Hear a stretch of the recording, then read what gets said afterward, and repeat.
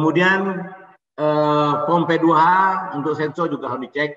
Ya dicek nanti Bapak harus memiliki pompe 2H-nya.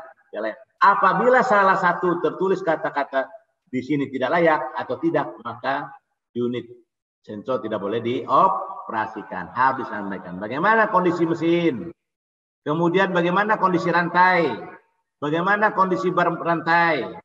Barnya untuk pengantar rantainya. Kemudian bahan bakarnya, sudah ada campurannya atau tidak? Ya, sesuai enggak campurannya? Karena kalau enggak ada campurannya enggak, ngejim mesinnya. Kemudian oli mesin, ya, oli mesinnya bagaimana? Ya, kemudian oli rantai. Nah, itu makanya harus kita harus ketahui, kita cek semua. Kemudian posisi-posisi yang lain. Operator sensor wajib melaksanakan inspeksi harian dan mengisi formulir. Pengawas dan clearing menanda tangani form P2H-nya. Jadi dipastikan telah ditandatangani oleh pengawas form P2. Kemudian bagian-bagian pada mesin sensor yang harus dicek adalah keterangan gambar keping rantai. Jadi kepingan rantai kan dia menyambung tuh satu-satu, ini kepingan rantai dipastikan. Siapa tahu ada yang pakunya sudah copot atau kendor atau seperti apa, nah itu bagian payakannya. Kemudian rantainya sendiri, pengukur dudukan rantai, ya, pengukur dudukan rantainya biasanya ada di sisinya, ya, kekencangannya. Kemudian penyaring kotoran atau debu, ya. Kemudian pelindung tangan, ya, pelindung tangannya. Kemudian pegangan, baik yang di depan maupun baik yang tengah maupun yang di belakang, jangan sampai kendor, jangan sampai goyang. Kemudian starternya, ya, harus tertutup, ya. Starternya jangan, kadang-kadang ini kapnya dibuka, tarik pakai lilitan, ini bahaya. Bapak nyenco, tergulung bajunya atau lengan bajunya atau rompinya, nah ini masalah. Ya, ini makanya harus tertutup. Kemudian tutup tangki pelumasnya, ya, tutup tangki pelumas maupun tutup tangki minyak harus benar-benar benar, jangan kendor karena nanti berpotensi tertumpahnya ya atau bisa mengakibatkan terbakarnya sensor Anda. Nah, ini dikatakan ponggol balik ya. Ini saya katakan tadi ponggol balik. Ponggol balik ini tidak boleh lebih tinggi daripada mata rantai.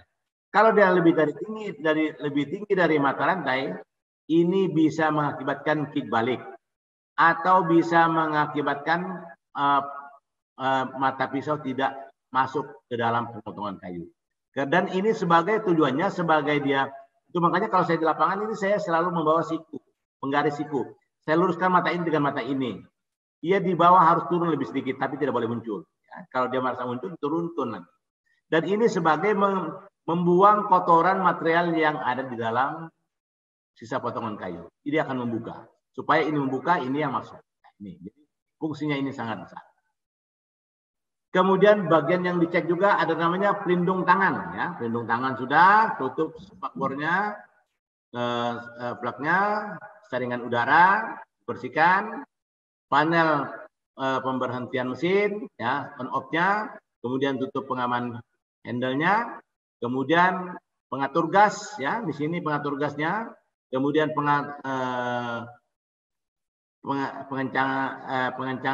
pengencangan baut bar, ya, dipastikan ini kalau ini baut bar, kalau ini adalah jangkarnya untuk menahan jangan sampai terjadi tarikan atau dorongan lebih kuat. Kemudian penstabilan dudukan rantai, tutup rantai itu sendiri. Nah, kemudian mesin sensor itu sama metodenya dengan mesin matic, motor matic sama. Angkat gas masuk kopling. Ya, jadi seperti itu. Jadi kalau gasnya diangkat, maka kopling akan terbuka, memutar daripada sprocket untuk memutar daripada rantai. Jadi sama kerjanya dengan kerja mesin motor matic. Itu makanya gas tinggi akan putaran rantai. Tapi kalau gas rendah, dia akan fry. Nah, sama juga dengan mesin rumput, sama mesin gede. Dan kalau tutup busi tidak boleh digulung-gulung seperti ini.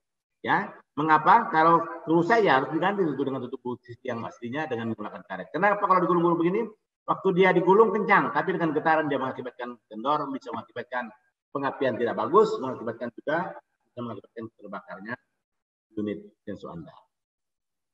Kemudian ini pom P2H ya, yang sudah diagnosis P2H. Pastikan Anda melakukan P2H, mengisi pom P2H sebelum melakukan aktivitas lenjiring. Hal yang harus dilakukan adalah melakukan P2H, lakukan pencatatan dalam pom P2H sebelum mesin dioperasikan, laporkan ke mekanik dan atasan Anda jika mendapatkan kerusakan. Jangan dioperasikan. Dan dipastikan pergantian peralatan yang rusak harus dengan peralatan yang standar, jangan yang tidak standar. Kemudian menentukan lokasi kerja yang aman. Lokasi baru atau lanjutan kerja sebelumnya. Artinya kita bicarakan dalam P5M di awal kegiatan tadi. Jarak lokasi kerja dengan jalan, pemukiman, dan tempat kerja lain. Daerah datar, daerah rawa, atau daerah lereng bukit. Pohon berdaun lebat atau pohon kering. Jadi kita pastikan di analisa awal. Nah, ini alat-alat pendukung yang saya sebutkan tadi. Ada kunci mesin sensor di bawah, parang, ya harus pakai sarung, kemudian kampak, kemudian bajinya, ya, kemudian palu, ada fluid, kemudian alat komunikasi radio, kemudian peralatan P3K-nya, plasisinya, ini dilihat lagi ya masa kepakaiannya kedaluarsanya P3K, ada safety lamp dan apar ya, harus wajib pakai apar. Bawa apa? Kemudian alat pelindung diri. Nah, alat pelindung diri ini harus Bapak gunakan. Ya, dipastikan alat pelindung diri mulai dari ujung kepala sampai ke ujung kaki sudah semuanya sudah dipastikan sudah dalam keadaan benar. Kalau Bapak melihat gambar ini, mesti banyak yang Bapak lihat di sini yang tidak standar ya. Yang tidak saya lihat sini adalah APD-nya tidak benar dari ujung kepala sampai ke ujung kaki. Dan kadang-kadang kita juga merubah daripada pemasangan peralatan kerja kita. Contohnya gini, Bapak lihat ada gambar bar sensor tulisan silnya terbalik. Nah, ini yang tidak benar. Ini salah. Ya karena bar sensor itu bajanya lebih tebal di bagian bawah di bagian bawah tulisan stil. Kenapa? Karena ini harus ada standarnya. Karena kalau Bapak balik memang bisa masuk dia, tapi ketebalan bajanya ini sudah haus peralatan daripada barnya. Itu makanya jangan dibalik-balik. Itu ada tulisan, ada fungsinya, ada maksudnya. Ya, jangan sampai terbalik. Pastikan semua APD Anda semua lengkap. Kenapa harus pakai helm ini? Saya sarankan helmnya harus pakai helm yang pakai tali. Supaya apa? Nanti Bapak nunduk langsung. Dan kemudian masker. Kenapa harus pakai masker? Kalau pakai masker, ini karena yang Bapak potong itu adalah pohon yang akan mengeluarkan oksigen dan debu. Memang dampak daripada oksigen yang berbahaya dan debu itu tidak dirasakan langsung kita rasakan. Tapi akan dampaknya pada saat kondisi yang tidak fit atau pada saat kita sudah lanjut usia. Ya, tidak lagi bekerja. Kemudian sarung tangan sesuaikan. Nah, sarung tangan ini saya sarankan sarung tangan yang katun, tapi yang di permukaannya itu ada bintik-bintik karet. Supaya Pak, waktu Anda memegang itu tidak mudah tidak licin. Kemudian ada namanya kacamata ya, yang bening, kemudian airlock, asluk atau penahan pendengaran. Ini adalah APD. Karena sensor ini kadang-kadang ini bisa mengeluarkan 365 desibel. Nah, ini harus lindungi kuping kita. Supaya apa? Jangan sampai nanti penyakit muncul. Atau nanti pada saat kondisi yang nggak fit. Nah, ini sudah seharusnya kita bisa mendengarkan musik, tapi sudah nggak bisa mendengarkan musik sudah. Nah, inilah yang harus kita jaga. Ya. Kemudian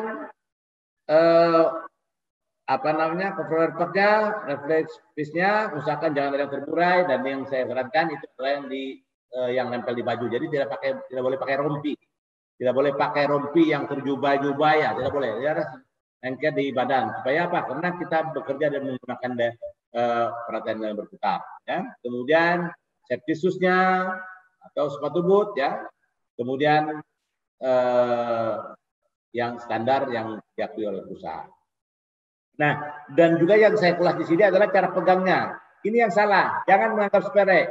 Tiba-tiba di depan ini ada material keras mengakibatkan terjadi kibalik, mengakibatkan lentingan bar sensor ke atas bisa mengenai orangnya. Maka walaupun seperti ini tetap kita menggunakan kuda-kuda ya, dan pegangan tangan selalu dua ini pegang.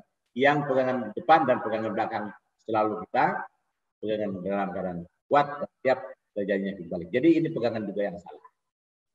Kemudian, nah ini metodenya Pak. Nah ini kalau ini metode survei yang saya sebutkan tadi, nah kalau ini metode saya waktu pengukuran tinggi pohon, ya biasanya saya lihat dari jauh. Saya bayangin, kalau ini saya bayangin setengah lingkaran atau tadi membuat tadi apa namanya alat pengukur yang setengah lingkaran seperti ini. Nah ini yang saya lakukan. Jadi yang bisa saya lakukan seperti itu. Nah maka ini yang saya gunakan. Dari jauh saya bisa menentukan di dua tiga pohon. Jadi tinggal ukur. Kalau dari sini ke sini ada mungkin pohon pakis. Contohnya dari pohon pakis ke sini dari pohon ini 5 meter. Jadi kita aman manusia dengan ini 10 meter. Ya ini harus dilakukan untuk memperkirakan 2 kali tinggi pohon. Itu caranya untuk lebih praktis di lapangan. Boleh menggunakan ini, boleh juga menggunakan ukuran dari survei. Silakan. Yang mana yang termudah bagi Anda dan aman menurut Anda. Kemudian penebangan yang tidak direkomendasikan untuk dilaksanakan adalah ada 4. Pertama cuaca gelap, hujan, potensi petir, angin kencang, gangguan binatang liar yang saya sampaikan di awal tadi. Ini selalu kita ingatkan dan selalu kita waspadai pada saat pelaksanaan.